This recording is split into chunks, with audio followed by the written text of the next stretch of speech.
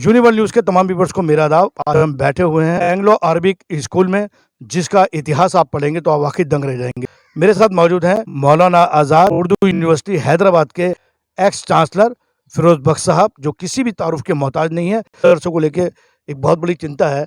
कुछ मदरसे तो अच्छा काम कर रहे हैं, दीन और दुनिया दोनों की तालीम कर रहे हैं। आपको याद होगा, हमने आपका एक इंटरव्यू करा था, तो उसमें ये बात निकल के आई थी कि पुराने ज़माने में जितने भी हमारे साइंटिस्ट मुस्लिम थे, वो सब मदरसे से निकले थे। आज एक बड़ी तादाद उन मदरसों की आ गई है जो सिर्फ दीन की तालीम दे रहा है और दुनियावी तालीम नहीं दे रहा है। आपका क्या मैसेज है? क्या कहना चाहते हैं इस पे आप? देखिए, मैं तो ये कहना चाहता हूँ कि जो हमारा जो मकाम मुस्लिम कौम का तालीम के अंदर था, बिल्कुल सही फरमाया कि मदारिस से निकल के तमाम दुनिया को हम लोगों ने गाइड किया। 13वीं सदी थी कि तकरीबन पूरे यूरोप पे जो है मुसलमानों का राज था, ठीक है? और तमाम साइंसदाँ चाहे वो रियाज़ी के हों या अपने मेडिसिन के हों या कोई भी हों, ठीक है? बल्कि हमारी कौम के साइंसदानों ने तो आपको बताऊँ नक़ली चाँद तक बना लिया था। 13वीं सदी तक तो ये टॉप पर हम रहे। उसके बाद खुदा जाने क्या हुआ, तनज़्ज़ुल शुरू हो गया। और वो जो है वो अभी तक जारी है। अभी तक जारी अभी तक जारी है। लेकिन इससे सबसे बड़ा मसला ये है, देखिए कौमों के साथ ये चीज़ें चलती रहती हैं। कभी वो बिल्कुल उठ जाती हैं और कभी बिल्कुल बैठ जाती हैं। हमारी कौम इस वक़्त बिल्कुल समझिए बहुत ख़राब हाल में है। मदारिस ने बड़ी ख़िदमत की है। उसमें कोई डाउट नहीं, इसमें कोई डाउट नहीं है। यहाँ तक कि देवबंद में शहादत जो है, सबसे बड़ी शहादत भी उनकी है। लेकिन लेकिन मैं यहाँ एक और बात ऐड कर दूँ, मैं खुद देवबंद में गया हूँ और मैं पूरी ईमानदारी से ये रिपोर्टिंग कर रहा हूँ, जिस दिन देवबंद में दीन के अलावा जिस दिन दुनियावी तालीम आ गई, हिंदुस्तान का नक्शा ही बदल देंगे तालीम के हवाले से। मैं इसलिए बात कर रहा हूँ कि तालीम के हवाले से, ये नहीं कि भाई मुसलमान कोई गलत काम करेगा, तालीम के हवाले से बात कर रहा हूँ।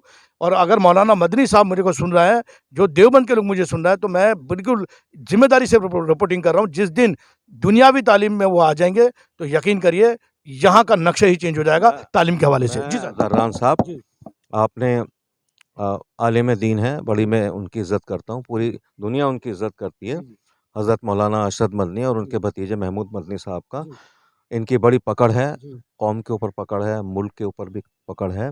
और आपने बड़ी अच्छी राय दी है कि अच्छा है कि ये दीनी तालीम के साथ-साथ दुनियावी तालीम में भी आ बिल्कुल, जाएँ। बिल्कुल। एक मैं आपको इसका एग्ज़ाम्पल देता हूँ, एक मदरसा ऐसा है जो ख़िदमत अंजाम दे रहा है। जी, आप जयपुर में एक जगह है रामगढ़, बड़ी रामगढ़। खूबसूरत जगह है, झील भी है वहाँ। जी, जी, वहाँ पे एक मदरसा है, मदरसा जामियतुल हिदाया। जी।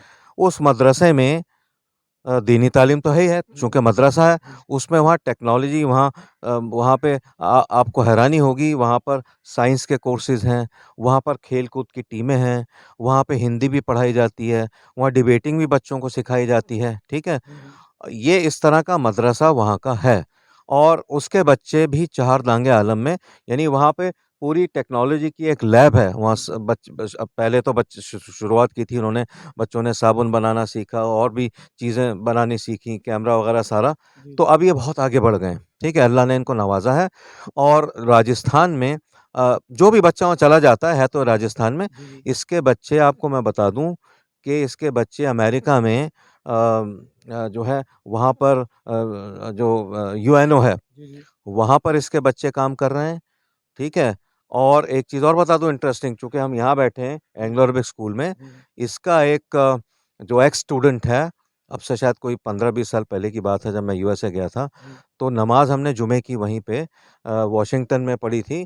यूएनओ का मतलब जो हेडक्वार्टर है वहाँ पढ़ी थी हमने जी, एक्चुअली। जी।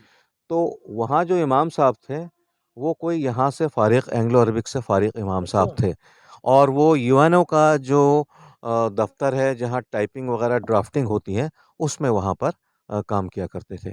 तो कमी नहीं है, लेकिन ये है कि इस चीज़ को कैसे बढ़ाया जाएगा, हमें ना सिर्फ़ सिख बिरादरान से, बल्कि हमें जो क्रिश्चियन बिरादरान हैं, जी, जी, बिल्कुल, बिल्कुल। तालीम में उन्होंने कितने अच्छे इदारे बनाए।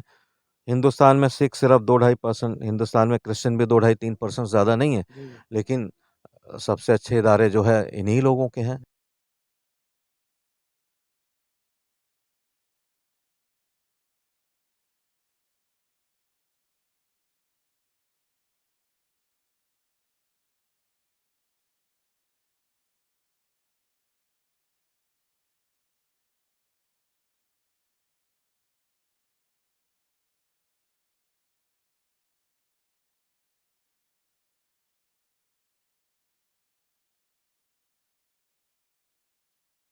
और एक चीज़ और बता दूँ, यहाँ पे हमारे एक शायर हैं, वो मतलब चार दांगे आलम में बड़ा नाम है उनका, नवाज़ देवबंदी साहब। जी, जी, जी। वो बड़ा अच्छा इदारा चला रहे हैं देवबंद में, टेक्निकल एजुकेशन का है। अच्छा।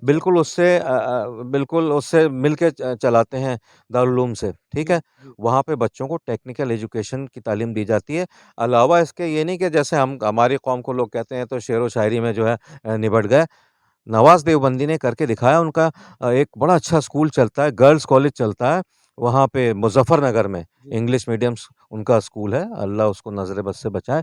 तो मैं चाहता हूँ हर फ़र्द जिसको अल्लाह ने नवाज़ा है, जी, जी, जैसे नवाज़ देवबंदी हैं, ये आप हैं, आप कोशिश कर रहे हैं, आपको कोई लालच नहीं है, आपको कोई पदक, प्रतिष्ठा, पोज़ीशन नहीं नहीं, नहीं। चाहिए, सिवाय इसके कि मेरी कौम बढ़ जाए, मेरी कौम के जो बच्चे हैं, ये चैंपियन बन जाएँ। यही आपके दिल में दर्द है, बिल्कुल। हमारे दिल में भी ये दर्द है। ये तो मदरसे हैं, इनमें आप दुनिया की तालीम भी तो दें, क्योंकि ज़रूरत इस बात की है कि मदरसे से जो लड़का अटेस्ट हो गया है, आप मेरे को बताइए लाखों बच्चे मदरसों से जुड़े हुए हैं, सिर्फ उनको दीनी तालीम दे रहा है।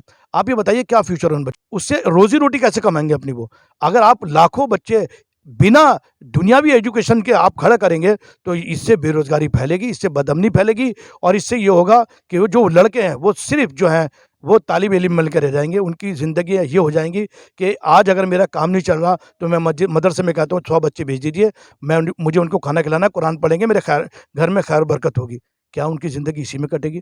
तो खुदाया आप उन मदरसों में दीन के अलावा दुनिया की तालीम भी आप ज़रूर दें। जयपुर में रामगढ़ का जो मदरसा बताया है, मैं ऐसे मदरसों में भी जाऊँगा, वहाँ भी आपको दिखाऊँगा, और तमाम मदारिस से जो देखिए कुरान सीखना हमारे लिए अव्वलीन है, हमारा फ़र्ज़ है, और जिनको नहीं आता उनको भी सिखाना। अल्लाह ताला ने एक आयत नाज़िल फ़रमाई है, रब्बी ज़िदनी इल्मा, यानी ये वो किताब है, पाक किताब है कि अगर कोई आदमी बिल्कुल जाहिल है, उसे उर्दू, इंग्लिश कुछ भी नहीं आता, और वो शौक़ रखता है कुरान पढ़ने का, तो यकीन जानिए ऐसे हाफ़िज़ कुरान भी हैं, जो तालीम याफ़्ता नहीं है, लेकिन उनके सीनों में अल्लाह ताला ने कुरान महफ़ूज़ किया है। लेकिन उसके अलावा जो मदारिस में जो मोटे हम पैसे दे रहे हैं, जो ज़कात खैरात जा रही है, जो अच्छा काम कर रहा है, दीन दुनिया की तालीम दे रहा है, बहुत अच्छी बात है। जो नहीं दे रहा है, खुदारा उनसे मैं हाथ जोड़ के अपील करता हूँ, उन तमाम मस्जिदों से, चाहे वो मस्जिद पुरानी दिल्ली की हो, चाहे हिंदुस्तान में कहीं की भी हो, आप खुदा के वास्ते आप दीन के अलावा दुनिया की तालीम भी दें।